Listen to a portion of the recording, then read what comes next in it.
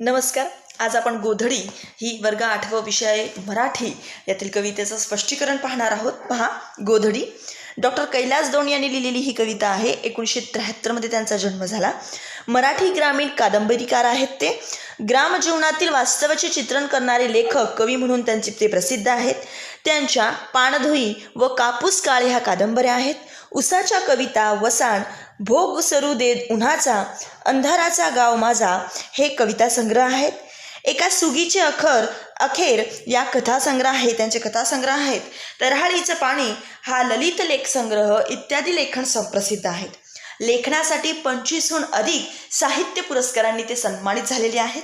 गोधडी हे केवळ पांघरूण नसते. या कवितेमध्ये कवींनी जी गोधडी असते त्याबद्दल दिलेलं वर्णन आहे. हे वर्णन ऐकून तुम्हाला आज गोधडी म्हणजे काय ही याची वेगळीच संकल्पना तुमच्या समोर येणार आहे. गोधडी हे केवळ पांघरूण नसते, तर दारिद्र्यातून पोळलेल्या जगण्यावर फुंकर घालण्याचा प्रेमाचा मायेचा स्पर्श होय.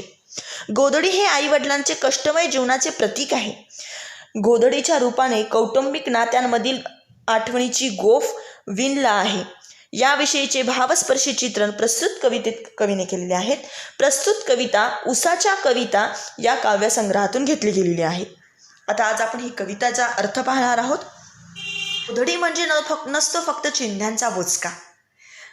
गोधडी म्हणजे गोधडी असते. पहा, गोधडी हे कौटुंबिक कष्टाचे आणि जिव्हाळ्याचे प्रतीक असते.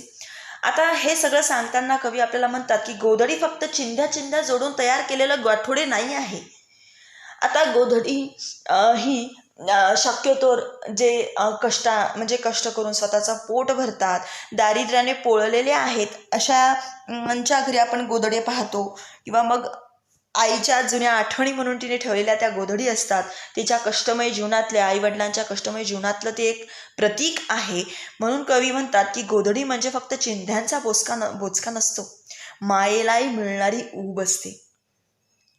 गरिबीच्या काळात जेव्हा गाद्या विकत घेऊ शकत नाही किंवा अंगावर पांघरूण म्हणून मोठमोठे ब्लँकेटसारखे आपण चादर विकत घेऊ शकत नाही, त्यावेळेस ती गोधडी किती मायेने शिवलेली आहे. जे ब्लँकेट आपण दुकानातून आणतो त्यातही माया नसते, पण गोधडीत मात्र किती माया असते ही कवितेचं स्पष्टीकरण ऐकल्यावर तुम्हाला कळेल. गोधडी म्हणजे गोधडी असते, मायेलाही मिळणारी ऊब असते. ती एक केवळ मामूली चादर नसते, त्यात माया ममतेतला ऊब देण्याची ताकद असते. प्रेमालाही प्रेम देणारी उबदार माया असते. गोधडीला असते अस्तर. गोधडीत काय काय लपेटलेलं असतं, गोधडीमध्ये आईने आतमध्ये काय काय टाकलेलं असतं. गोधडी जर शिवताना तुम्ही पाहिलं असेल तर पहिले गोधडीच्या आतमध्ये अनेक जीर्ण झालेल्या वस्तू, कपडे टाकलेले असतात. मग ते किती प्रेमाने टाकलेले असतात, त्याची किती व्यवस्थित मांडणी केलेली असते की ती मांडणीसुद्धा तुम्हाला एखाद्या वरून जाणणार सुद्धा नाही की त्या गोधडीच्या आतमध्ये काय काय टाकलेलं आहे. इतकी छान मांडणी गोधडी शिवणारे करतात. बापाच्या फाटक्या, त्यात काय काय असतं पहा. बापाच्या फाटक्या धोत्राचे किंवा आईला बापाने घेतलेल्या फाटक्या लुगड्याचे पहा. आईला त्या गोधडीमध्ये काय काय असतं, कोणते अस्तर असते, तर त्या गोधडीवरचे जे अस्तर आहे ते वरचे अस्तर काय, तर वडिलांच्या फाटलेल्या धोत्रांचे. वडिलाचं फाटलेलं धोतर असेल तर ते वरून लावल्या जातं, किंवा मग आईचं फाटकं लुगडं असलं तर ते सुद्धा शिवून ते वरून ते लुगडं लावलं जाते. त्या गोधडीवर जणू आई बापाची माया लपेटलेली आहे. ही गोष्ट कवी इथे आवर्जून सांगतात की तुम्ही ज्या गोधडीवर झोपता किंवा जी गोधडी तुम्ही अंगावर उबदारपणा घेण्यासाठी घेता, ती गोधडी वरून त्या आपल्या बाबांचं धोतर आणि आईचं फाटलेलं लुगडं असते, आणि ते लपेटताना त्या गोधडीवर तुम्हाला माया लपेटलेली असते. जणू काही आपण आईबाबांच्या कुशीत झोपलेला आहोत अशी ती एक भावना असते. आईला नंतर आहे की हे जी गोधडी आहे, आत गोधडीत अनेक चिंध्या असतात. गोधडीत अनेक चिंध्या असतात. मग आता त्या चिंध्या नेमक्या कोणत्या असतात, तर पहा. बसवलेल्या दाटी वाटीनं आईनं दट्टावून बसवलेल्या. आई कसं आपल्याला एखादी चांगली सवय लागावी, आपल्यात चांगले संस्कार दळावे, चांगले ती बाळकडू देत असते.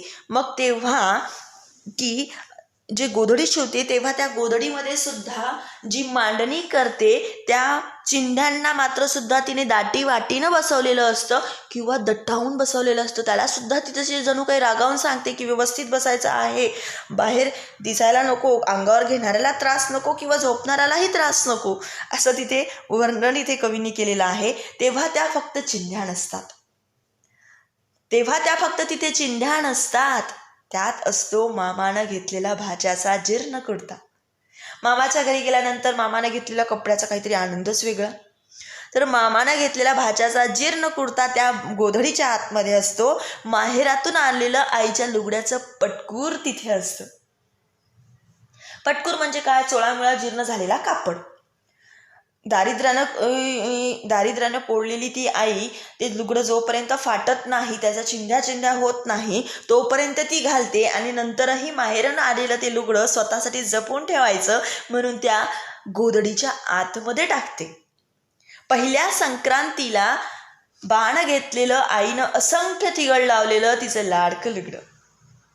बाण घेतलेलं मकर संक्रांत सणाला बाबांनी आईला प्रेमाने घेतलेल्या तिच्या लाडक्या लुगड्याचं असंख्य तिघड लावलेले तुकडे सुद्धा त्या गोधडीच्या आतमध्ये असतात. बाबांनी अंगात घातलेल्या आणि जुन्या झालेल्या कोपारीच्या बाह्या सुद्धा त्यात असतात. बाच्या कोपारीच्या बाह्या, जो बाबांनी अंगात घातलेला जो जीर्ण झालेला आहे, जुना कोपारी आहे, त्याचं कोपारी म्हणजे काय? पुरुषांनी अंगात घालायचे जे तोळके वस्त्र असतात त्याला कोपारी म्हणतात. त्याच्या बाह्या सुद्धा त्या गोधडीत आईने आतमध्ये दाटी वाटीनं बसवलेलं असतं. आईने ते सगळं स्मृतीच्या शिवणीनं शिवलेलं असतं. आता आई जेव्हाही गोधडी शिवते त्या प्रत्येक गोष्टीची की हे माझ्या भावानी म्हणजे माझ्या मुलाच्या मामाने त्याला दिलेलं जीर्ण कुर्ता आहे, हे पहिल्या संक्रांतीला ह्यांनी आणलेलं लुगडं आहे, हे सगळं ती आठवणी जणू काही त्या स्मृतीच्या सुईने शिवत असते, असं इथे मात्र कवींनी सांगितलेलं आहे. गोधडी म्हणजे नसतो चिंध्यांचा बोचका. पुन्हा कवी सांगतात की गोधडी म्हणजे केवळ चिंध्यांचे बोचके नसतात, संसाराला हातभार लावलेल्या वडिलांचे कष्ट घाम त्यामध्ये असतो, आई वडिलांचा अश्रू त्यात असतो, आई वडिलांचा श्वास त्यात असतो, त्यांच्या रक्ताची ओढ, त्यांचा प्रेमाचा जिव्हाळा, सर्व मायेची ऊब त्यात असते. आणि म्हणून कवी म्हणतात की ती गोधडी म्हणजे ऊब असते, ऊब. आईचा कष्टमय जीवनाचं ते प्रतीक असते. गोधडी म्हणजे गोधडी असते. आता पहा, गरिबीची हलाखीची परिस्थिती असताना संसार करताना आईवडिलांना खूप कष्ट सोसावे लागतात. मग प्रेमळ खुणा ते गोधडी त्या आपल्याला दिसतं. ही गोधडी समजा आपण टाकली की आपण एखाद वर्षाने जरी आपल्याला माझ्या मामाने घेतलेला ड्रेस होता, हे आईला पहिल्या संक्रांतीला बाणं घेतलेलं लुगडं होतं, अशा प्रत्येक गोष्टीची आपण आठवण आपल्याला येत राहते. गोधडीत मायेची ऊब तर आहेच, मायेला ऊब देण्याची ताकद सुद्धा ह्यात असते. आणि आई वडिलांच्या सगळ्या आठवणी जणू काही त्या सुईने गुंफलेल्या आहेत असे कवी आपल्याला इथे सांगतात. त्या गोधडीवर आईच्या फाटक्या लुगड्याचे, बाच्या फाटक्या धोत्राचे अस्तर असते. अस्तर म्हणजे काय? गोधडी फाटू नये किंवा त्या आतमध्ये टाकलेले सगळे कपडे जे आहेत, जे आईने दाटीवाटीनं बसवलेले जोडलेले वस्त्र आहेत, ते बाहेर येऊ नये त्यासाठी टाकलेलं बाहेरून एक खोड किंवा एक अस्तर. कष्टमय जीवनाला मायला सांभाळण्याचं अस्त्रही आई वडील आपल्या करत असतात. तर अशाच पद्धतीने मित्रांनो आई गोधडी ही कविता आज आपण पाहिली. यामध्ये आपण पाहिलं की जे वरचं आणि खालचं अस्तर असतं ते आईने आणि बाळाच्या लुगडाचे किंवा धोत्राचे असते, तर आतमध्ये घरातल्या सगळ्यांचे जीर्ण झालेले कपडे असतात आणि ते सगळं आई स्मृतीच्या सुईने शिवत असते. या कवितेत सुद्धा तुम्हाला ही कविता सुद्धा एका गोधडीचं सारखं इथे प्रिंटिंग आहे आणि त्यात ही कविता लिहिलेली आहे. यावरूनच तुम्हाला गोधडी म्हणजे काय हे नक्की समजले असेल. ही कविता नक्की जेव्हा आपल्या घरी गोधडी असेल तेव्हा तिला पाहताना सगळ्या ह्या गोष्टी आठवा, तुम्हालाही खूप आठवण येतील. आणि आईलाही या कवितेचा अर्थ समजून सांगा किंवा तिच्यासमोर ही कविता म्हणून दाखवा, तिलाही खूप छान वाटेल. धन्यवाद.